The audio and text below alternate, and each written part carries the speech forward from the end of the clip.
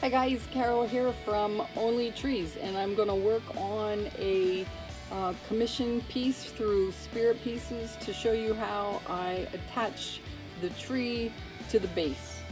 Yeah. Now I need to cut it off a little bit. So I'm cutting off a little bit of the one extension. Now I'm going to match the extensions to the holes. So 1, 2, 3,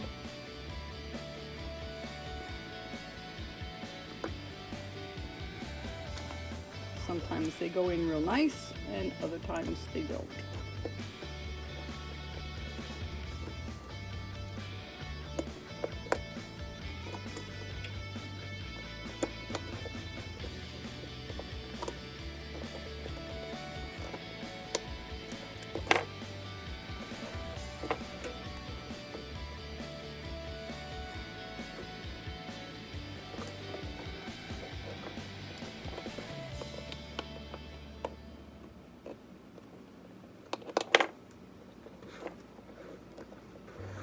Okay, there it is.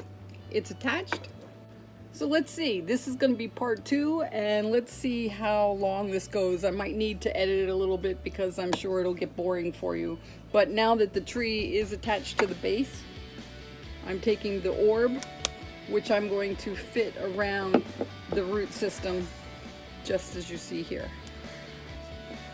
And basically it is just forming each tree that I create. I intertwine my initials into the root system, and you should always find them when you're looking at the tree head on. They'll be on the left hand side. So every tree I create does have my signature CLM on it.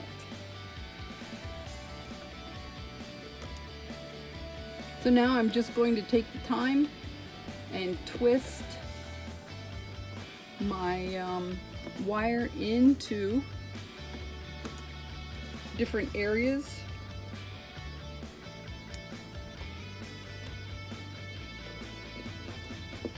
And every tree that I create for a customer commission, depending on exactly what they're looking for, every root system is going to be completely different.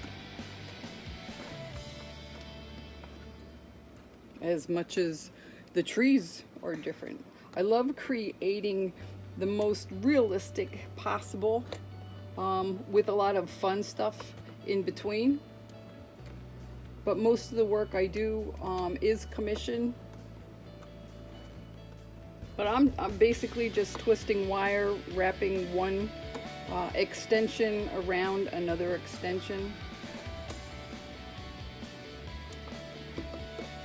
I use non-tarnishing copper wire for most of my trees, but there are a lot of times when I do a combination of different colors of wire just to get shading.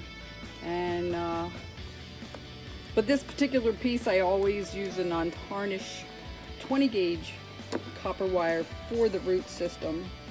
For the top of the tree, I use a 22 gauge, and I combined it with army green, peridot, and teal wire. And this is all permanently colored silver plated wire, which is a little bit more expensive. So any of those that are just beginning and thinking that this is something they would like to do, hey, go for it. But start out with something that's not quite as expensive, because there's a lot of expense into creating these trees. And then one that you are going to be happy with, handing it over to your customers. It's all a learning experience, but go for it. I mean, really, I love what I do, and that's the whole thing. You gotta love what you do. All right, I'll be back. I just wanted to show you, I did get this one side completed, So now I am going to work on the other side.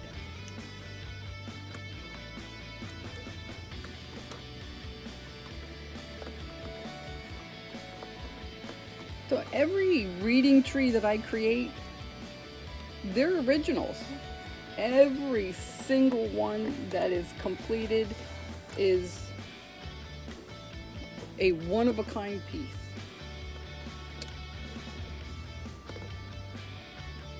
I'm learning a lot about adding color to my trees. That's really a new experience for me.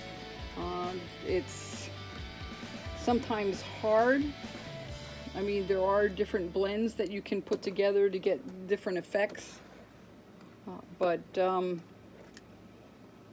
Gee, you know, I started twisting wire a long time ago, and they didn't have permanently colored wire like they do now, which is absolutely cool because there's so much you can do with wire. I mean, some of the wire artists that I follow, they're amazing.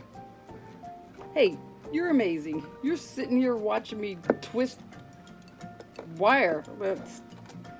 Just go for it, because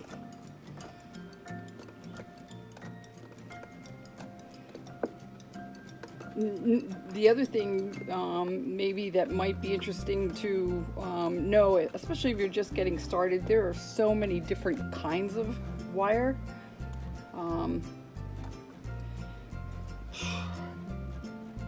I wouldn't even know where to start, but there's medium hard, there's non-temper, there's tempered, there's flat wire, square wire, round wire, there's aluminum wire, steel wire, brass wire, bronze wire. You know, the list can go on and on and on, and you got to find out what works easiest for you. Aluminum wire for me is too soft, but I like a wire that I can manipulate, and again, depending on what you're creating. All right, there you go. After me blabbing, so that's it. Oh, okay, so there is one more step. This is all connected, but I want it secure. So I'm going to take this out like this, and I'm going to glue it, and then it's permanent. Thank you guys for watching, and see you next time. Don't forget to look up.